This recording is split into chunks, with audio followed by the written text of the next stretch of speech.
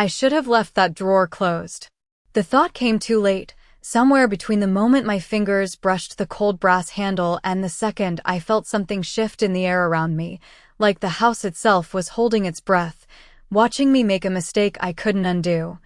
The kind of mistake that doesn't feel dangerous at first, just quiet, almost ordinary, like a Tuesday afternoon in a house that no longer belongs to anyone but memories and dust, and yet my hand trembled anyway as I pulled the drawer open, the wood sticking slightly like it didn't want to move, like it had been sealed shut for years for a reason I didn't understand, and maybe wasn't supposed to, but I wasn't thinking about that then.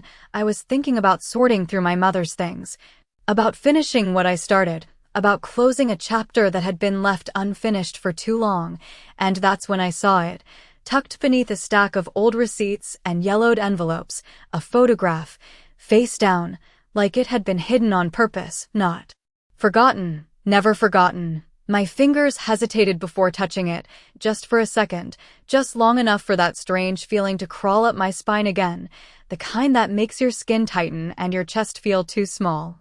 Like something unseen is standing just behind you, close enough to whisper, but saying nothing at all. I told myself I was imagining it, that grief does strange things to your mind, that empty houses echo louder than they should, so I picked up the photo anyway. Turned it over slowly, and everything inside me went still. It was my mother, younger than I had ever seen her, her smile softer, almost unfamiliar, standing beside a man I didn't recognize, tall, composed.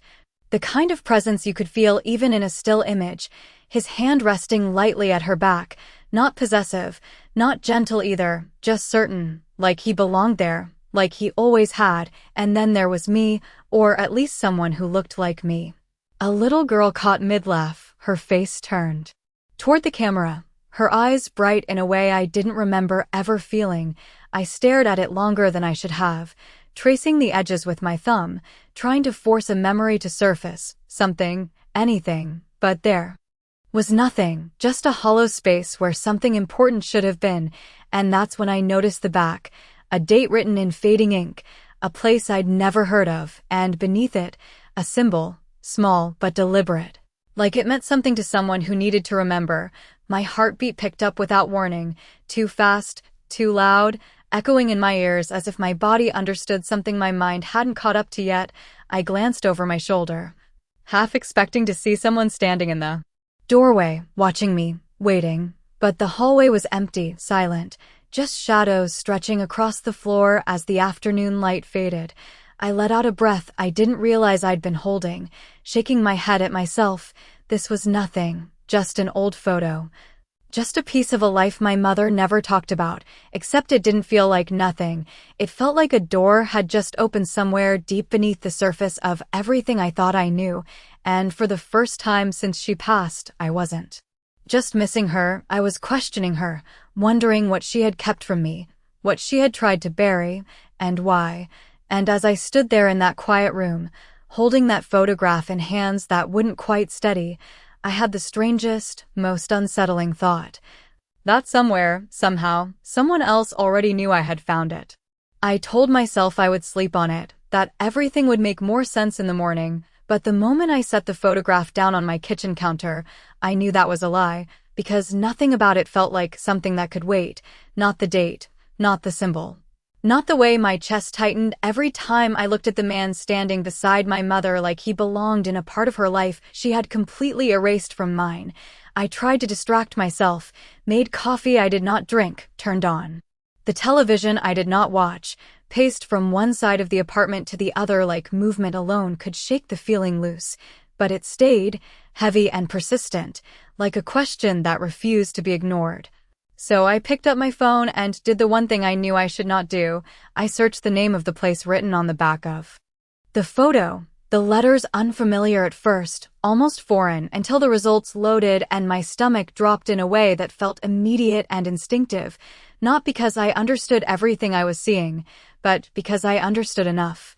Enough to know that this was not just a location, it was a name tied to something bigger, something powerful, something people did not casually write on the back of family photos unless it meant something important, something dangerous. I swallowed hard, my Fingers hovering over the screen as I scrolled, headlines, articles, fragments of stories that never quite said everything but hinted at more, always more, and then I saw it, a photograph, not old and faded like mine, but recent, sharp, clear. A man standing in a perfectly tailored suit, surrounded by people who seemed to orbit him without ever touching, his expression controlled, unreadable, the kind of face that did not need to raise its voice to be heard, and I felt it again, that same tightening in my chest, because I knew that face, not from memory, not exactly, but from something deeper, something that recognized before it understood.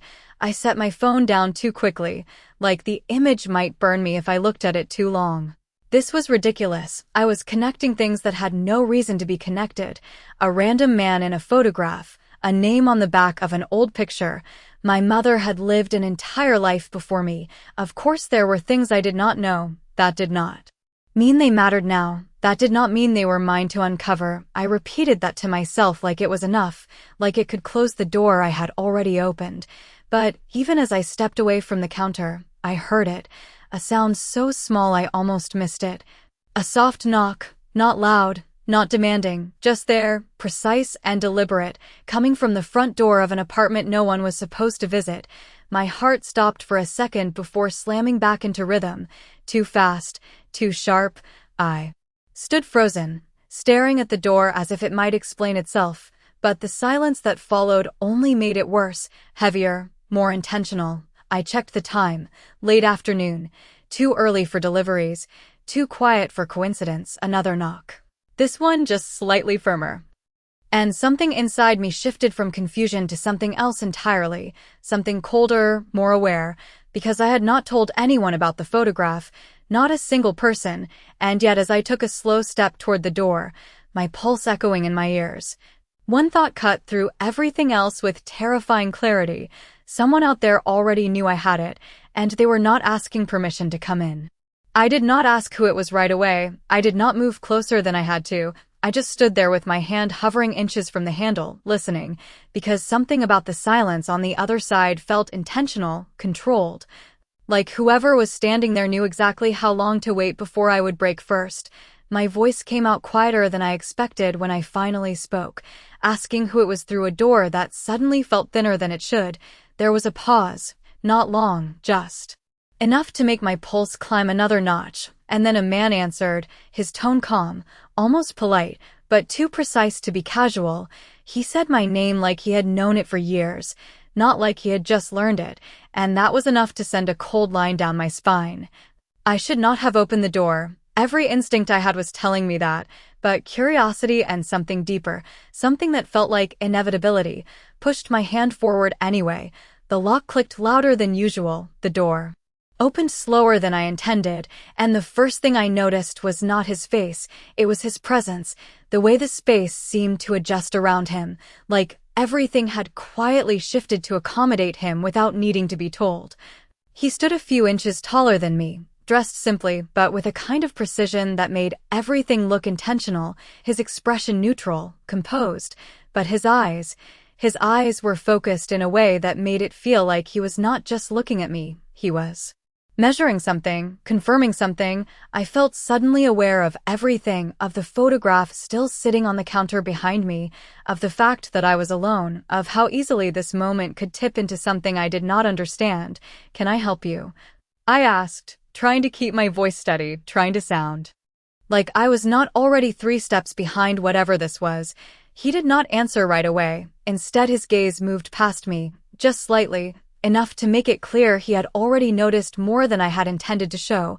Then he spoke, and his words were simple. Almost too simple. He asked if he could come in, and something in the way he said it made it feel less like a question and more like a formality. Like the answer did not actually change anything. I hesitated, just for a second, and in that second I realized something I had not fully accepted until now. This was no longer about whether I wanted answers. It was about the fact that answers were already moving toward me whether I was ready or not. I stepped aside before I could think too much about it, and he walked in without hesitation, his movements controlled, quiet, the kind of quiet that comes from confidence, not caution. He stopped a few feet into the room, his attention landing exactly where I knew it would, on the photograph. I watched the moment it registered, subtle, almost invisible, but there, the slight tightening of his jaw, the way his shoulders stilled, the fraction of a second where his control slipped just enough to reveal something underneath. Recognition. Not curiosity, not surprise, recognition. My breath caught as he stepped closer, not touching it, just looking, and then he spoke again, softer this time, like the room had suddenly become smaller. "Where did you get this?" The question echoed. In the space between us, heavy, deliberate, and for the first time since I found the photograph, I understood something with absolute clarity. This was never just about the past. This was about something that had been waiting. Something that had finally found me, and whatever I said next was going to matter more than I was ready for. I did not answer him right away, not because I did not hear the question, but because something in the way he asked it made it feel like the truth carried weight. Like whatever I said next would not just fill the silence, but shift something between us that could not be undone. I crossed my arms without realizing it, a small attempt to hold my ground in a room that suddenly did not feel like mine anymore. "It was in my mother's drawer," I said finally, keeping my voice steady even as my pulse refused to cooperate. "I found it this afternoon while going through her things." That was the truth, simple and unpolished, but it did not seem to satisfy him. His eyes did not leave the photograph, not even for a second, like it was pulling something out of him he had spent years keeping buried. "Your mother," he repeated quietly, not as a question, more like he was placing the word somewhere in his mind, aligning it with something he already knew. I watched the shift happen in real time, subtle but undeniable, the careful control in his posture tightening just slightly. The kind of reaction that only shows when something unexpected collides with something deeply familiar. "What was her name?" he asked, and this time his gaze lifted to mine, sharp, focused, searching for something beyond the surface of my answer. "Emily Carter," I said, the name feeling heavier than it ever had before, like it carried meaning I had never questioned until now. For a moment he did not react, and then it happened, not dramatic, not loud, but unmistakable, the smallest change in his expression, like a crack in something carefully maintained. "Carter," he repeated, almost under his breath, and I felt it again, that strange pull, that sense that I was standing on the edge of something I did not fully understand. "You knew her?" I asked before I could stop myself, the question slipping out sharper than I intended. His eyes flickered, not away, but inward, like he was choosing what to say and what to leave unsaid. "I knew someone who used that name," he replied, measured, controlled, but not dismissive, and that was enough to make my chest tighten. Because it was not a denial, it was something far more dangerous. It was confirmation without clarity. I stepped closer to the counter, drawn back to the photograph like it held answers neither of us were ready to speak out loud. The little girl in the picture stared back at me, frozen in a moment I could not remember, and suddenly that absence felt louder than anything else in the room. "Why do you look like you have seen a ghost?" I said, quieter now, not accusing, just trying to understand the weight behind his silence. His gaze shifted to me fully then, really looking at me for the first time since he walked in, not just at my face, but through it, like he was comparing it to something only he could see. And when he spoke again, his voice had changed, just slightly, like it carried something deeper than before. "Because I have," he said, and the words settled between us in a way that made the air feel thinner, heavier. I felt my breath catch as he took one slow step closer, not threatening, not rushed, just certain, and then he said something that made everything inside me go still. "I thought you were gone." The sentence was quiet, almost careful, but it hit harder than anything else he had said so far, because it was not directed at the photograph, it was directed at me. And in that moment, standing there in a room that no longer felt like mine, I realized that whatever story I thought I knew about my life, about my mother, about where I came from, it was missing something, something big enough that a stranger could walk into my apartment, look at my face, and see someone I had never been allowed to remember. The words did not make sense at first, not completely. They landed somewhere just out of reach, like a memory I almost recognized but could not fully grasp. "I thought you were gone." He had said it like a fact, not a guess, not a question. And that was what unsettled me the most. I let out a small breath, trying to steady myself. "You are mistaken," I said, forcing the words to come out calm, measured, like I still had control over this conversation. "I have lived here my entire life," I would remember if I had disappeared from someone's world, but even as I said it, something about that sentence felt weaker than it should have, like I was repeating something I had always believed without ever truly questioning it. His eyes did not leave mine. Not even for a second, and that intensity, that certainty, made it harder to hold on to my own version of reality. "People remember what they are allowed to remember," he said quietly, and there it was again, that careful choice of words, not arguing, not correcting, just placing doubt exactly where it would grow. I felt my fingers curl slightly against my arms, grounding myself in something physical, something real. "What is that supposed to mean?" I asked, sharper this time, because confusion was starting to turn into something else, something closer to frustration. He glanced at the photograph again, and for a moment, I thought he might explain, might finally say something clear, but instead he reached into his jacket and pulled out his phone, his movements smooth, unhurried, like he was not concerned about time or my patience. He tapped the screen once, then turned it toward me. I hesitated before looking. Part of me already knew I was not going to like what I saw. The image was old, not as old as the one I had found, but not recent either.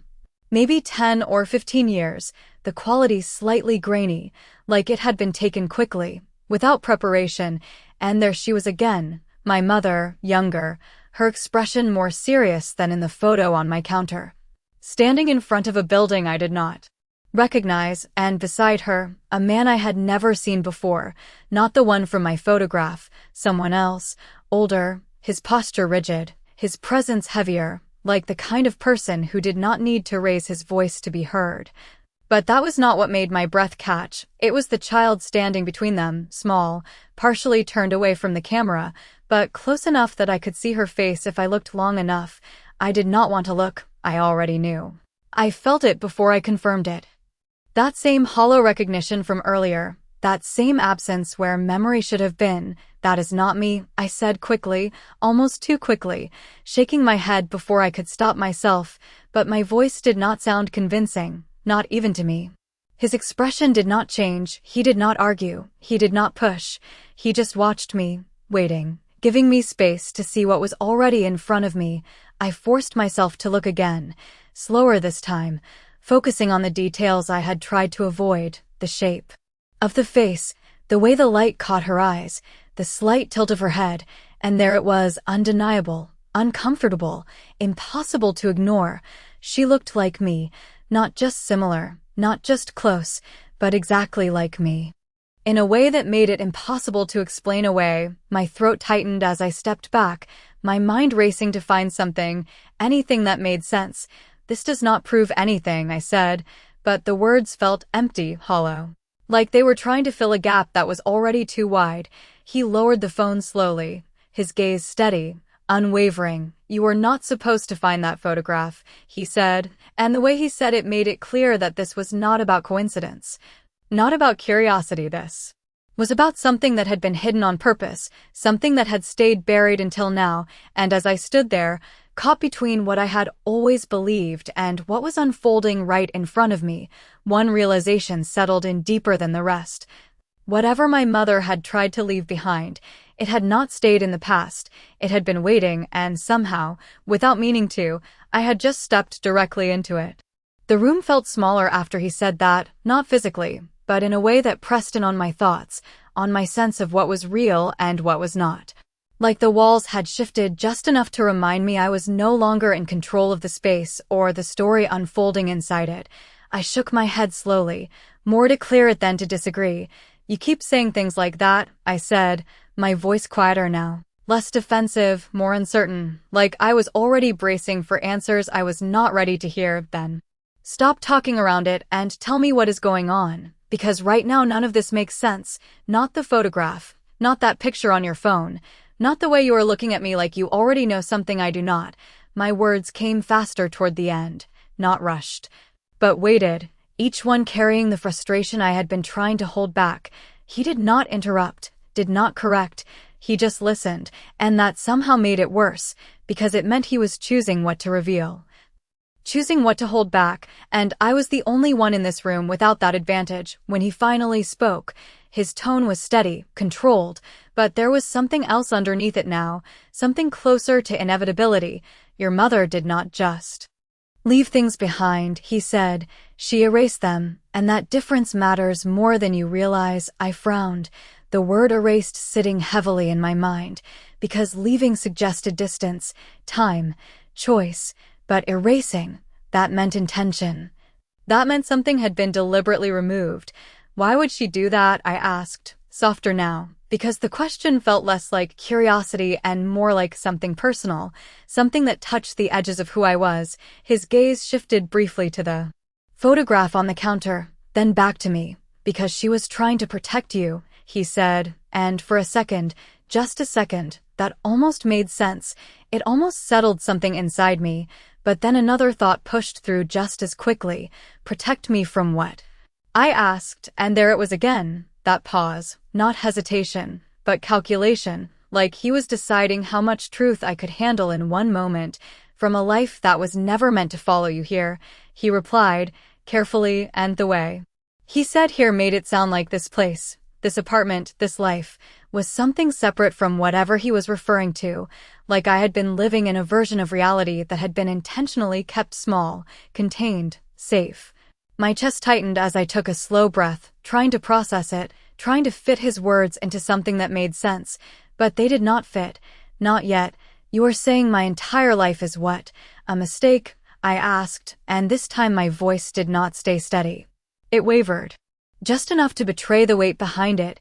He shook his head immediately. No, not a mistake, he said, more firmly now, like that distinction mattered, like he needed me to understand it.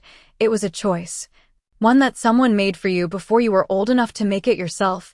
I looked at him, really looked this time, trying to find something in his expression that told me this was not as serious as it sounded, but there was nothing there to soften it, nothing to make it smaller or easier to accept, just that same calm certainty, like he had been living with this truth for a long time, and I was only just now catching up. Then tell me what I am missing, I said, the words barely above a whisper now, because I was starting to understand that whatever answer came next was not going to give me comfort. It was going to change something, something fundamental, something I could not go back from. He held my gaze for a long moment, longer than before, like he was making sure I was ready even though neither of us believed that I was, and then he said the one thing that made everything else fall silent. Your name was not always Emily Carter, and in that moment, standing in the middle of a life I thought I understood, I realized that the ground beneath me had never been as solid as I believed. It had just been carefully built to feel that way until the truth found its way back to me. For a second I thought I had misheard him, like my mind had twisted his words into something they were not supposed to be, but the look on his face did not change, it did not soften or pull back, it stayed exactly where it had been, steady, certain. And that made it worse, because it meant he knew exactly what he had just said and exactly what it meant. I let out a breath that felt too shallow, my fingers tightening slightly against my arms again, grounding myself in something real while everything else started to feel less certain. That is not possible, I said, but the words came out weaker than I intended, less like a denial and more like a reflex, like something I had always believed was now being tested for the first time. My name is Emily Carter. It has always been Emily Carter. I said it again, firmer this time, as if repetition could make it more true, more stable, but he did not argue. He did not interrupt. He just watched me the same way he had been watching since he walked in, like he was waiting for me to catch up to something he had already accepted. Names can be changed, he said quietly, not dismissing what I said, but not confirming it either. Just placing the idea between us like a piece of a puzzle I had not realized I was holding. My heart started to beat faster, not from fear exactly, but from something more disorienting. Like the ground under me was shifting just enough to throw off my balance. Why? Would anyone change my name? I asked, and this time the question was not sharp or defensive, it was genuine, because if what he was saying had even a fraction of truth in it, then there was a part of my life that had been rewritten without me ever knowing. He glanced at the photograph again, then back at me, because names are how people find you, he said, and that sentence settled into the room with a weight that made everything else go quiet. Find me, I repeated, almost under my breath, the words feeling unfamiliar in a way they should not have. I have not been hiding from anyone, I added, but even as I said it, something about that statement felt incomplete, like I was speaking from a version of my life that might not include everything. He tilted his head slightly, studying me in a way that felt less like judgment and more like recognition. No, you have not, he said, but that does not mean no one has been looking. A chill ran through me, subtle but unmistakable, because it was not what he said, it was how easily he said it, like it was not a theory, not a possibility, but a fact he had been aware of for a long time. I shook my head again, trying to push back against the feeling building in my chest. This does not make any sense, I said, more to myself than to him. My entire life is here, everything I remember, everything I know, it is all consistent. There is nothing missing. I stopped mid-sentence, the word nothing catching in my throat as that same hollow space from earlier resurfaced, louder this time, more defined, not a memory, not exactly, but the absence of one, the little girl in the photograph, the one I could see but not remember being. I swallowed, my voice quieter now. Then why do I not remember that? I asked, not looking at him this time, but at the photograph, at the version of myself that felt both familiar and completely out of reach. He did not answer right away, and when I finally looked back at him, something in his expression had shifted again, not softer, not exactly, but more deliberate, like he had reached the point where avoiding the truth was no longer an option, because you were not meant to, he said, and there was no hesitation in it, no uncertainty, just a calm finality that made my chest tighten. Memories can be taken away, or buried so deep that they feel like they were never there to begin with. And for the first time since this conversation started, I felt something stronger than confusion, stronger than disbelief, something that settled in my stomach like a quiet realization, because if what he was saying was true, then this was not just about a photograph or a name. This was about a life I had lived without knowing all of it, and as I stood there trying to process that, one question rose above the rest, heavier, more urgent. If I was not supposed to remember, then who made sure that I did not? The question hung in the air longer than anything else I had said, heavier, sharper, because it was not just about curiosity anymore, it was about control, about someone having the power to shape what I remembered and what I did not. And that thought alone made something deep in my chest tighten in a way I could not ignore. He did not look away this time, did not deflect or soften the answer. Your mother did, he said, and the words landed quietly, but with a force that made the room feel like it shifted again, not violently, not suddenly, just enough to make everything feel slightly off balance. I stared at him, searching his face for any sign that he might be wrong, that this might be a misunderstanding. But there was nothing there except that same calm certainty that had been there from the beginning. No, I said immediately, shaking my head before the thought could settle. My mother would not do something like that. She would not take something from me. She would not hide my own life from me. My voice rose slightly, not loud, but strained, because I was not just arguing with him. I was holding on to something I had always believed without question, something that felt like the foundation of everything else. He did not react to the shift in my tone, did not challenge it directly. He just took a slow breath, like he had expected this, like he understood exactly why I would push back. She did not take it from you, he said, carefully. She protected you from it, and there it was again, that word, protect, repeated like it was supposed to make everything easier to accept, but it did not. It only made the questions louder. Protect me from what? I asked again.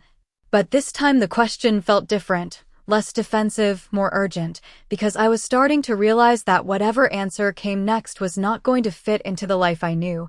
He stepped slightly closer to the counter, his attention briefly returning to the photograph, then back to me, like he was grounding himself in something before continuing. "From a world that does not let people walk away easily," he said, and the way he said it made it sound less like a place and more like a system, something structured. Something controlled, something that extended beyond individuals and into something larger. My mind raced, trying to piece it together, the name on the back of the photograph, the articles I had skimmed earlier, the image of the man on his phone, the way this man in front of me carried himself, like everything around him moved according to rules I did not understand. "You are talking about something organized," I said slowly, the realization forming piece by piece, something with influence, with reach. His expression did not change, but there was a slight shift in his eyes, like I had moved closer to something he had not expected me to see so quickly. "Yes," he said simply, and that single word carried more weight than any explanation he could have given. I felt my breath catch again, not from fear, but from the sudden clarity of what that meant. My mother had not just been hiding something small, something personal. She had been running from something structured. Something powerful enough that changing a name, erasing a past, building an entirely new life had been the only way to escape it, and that realization alone made everything else feel sharper, more real. "If she did all of that," I said, my voice quieter, now more focused, "then why would she keep the photograph? Why would she leave something like that behind?" "Because people do not erase everything," he replied, his tone steady, but softer than before. "They keep pieces, reminders of who they were or who they lost." And the way he said lost made something in my chest tighten again, because it suggested that whatever had been left behind was not just history, it was something personal, something that still mattered. I looked down at the photograph again, at the version of my mother I had never known, at the man beside her, at the child I could not remember being, and then I looked back at him, really looking this time, not just at what he was saying, but at how he was saying it, at the way his gaze held steady on me, like he was not just explaining something, but reconnecting something. And that was when the question formed, clearer than anything else so far.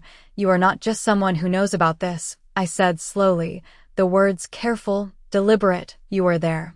And for the first time since he had walked through my door, there was a pause in his composure, small, almost invisible, but enough, because in that pause I saw it, not uncertainty, not hesitation, but something deeper, something that made everything else fall into place. He was not telling me a story about my past, he was part of it. He did not deny it, and that was the answer before he even spoke, the silence stretching just long enough to confirm what I had already begun to understand. I watched him carefully, every detail suddenly sharper, the way he held himself, the way his eyes stayed locked on mine, like he was no longer deciding whether to tell me the truth, but how much of it I could handle all at once. "You were there," I repeated, softer this time, not as a question anymore, but as a realization settling into place. And when he finally nodded, slow and deliberate, something inside me shifted in a way I could not undo. "Yes," he said, his voice lower now, more personal, like the distance he had kept between us since the beginning had finally narrowed. "I knew your mother. Not the version of her you remember, but the one she left behind, the one she had to become to survive in a world that does not forgive easily." I felt my breath catch again, but this time it was not confusion, it was something heavier. Something closer to understanding mixed with something I could not quite name yet. "And me?" I asked, my voice barely above a whisper now, because this was no longer about general answers, this was about me, about who I was before everything I knew began. His gaze did not waver, like he had expected that question from the moment he walked through my door. "You were not supposed to stay," he said, and the words settled into me in a way that made everything else fall silent. I frowned slightly, trying to piece it together. "Not supposed to stay where?" I asked, but even as I said it, I already felt the answer forming in that world, he replied, calm, certain, like it was the most obvious thing in the world to him. "You were never meant to grow up in it. Your mother made sure of that. She made a choice that very few people in her position ever get to make. She left. And she took you with her." The room felt still again, but this time it was not tense, it was heavy, like everything he was saying was settling into place piece by piece. forming a picture I had never been allowed to see. Why? I asked, not because I did not understand the idea of wanting something better, but because of the cost he was implying, because leaving something like that behind did not sound simple, it sounded impossible. Because of you, he said without hesitation. And there was something in his voice now that had not been there before, something that made it feel less like a story and more like a memory. She did not want you to become part of it. She did not want you to grow up knowing what it takes to survive there. She wanted you to have something normal, something untouched by it. I swallowed, the word normal echoing in my mind, because for the first time, it felt like something that had been given to me, not something that had just existed. And then another thought pushed through, sharper, more immediate. If she left, if she changed everything, then how did you find me? I asked, and that was when his expression shifted again, not in uncertainty, not in hesitation, but in something that felt closer to inevitability. Like this moment had been coming for longer than I realized. I was not the only one looking, he said, his voice steady but quieter now, more serious. There are others who remember that world, who remember what was lost when she left, and when something like that disappears, it does not stay forgotten forever. It gets searched for. It gets tracked. My chest tightened again, not from fear exactly, but from the realization of what that meant, that this was not just about him finding me, it was about the fact that I had been part of something that did not let things go easily. And then he took one final step closer, not threatening, not rushed, just certain, his eyes holding mine in a way that made it impossible to look away. And when he spoke again, his words were quieter than anything he had said before, but they carried more weight than all of it combined. I found you first.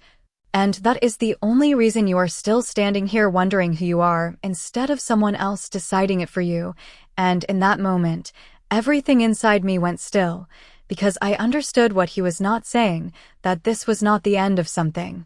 It was the beginning, and whatever I had just uncovered was not going to stay hidden again.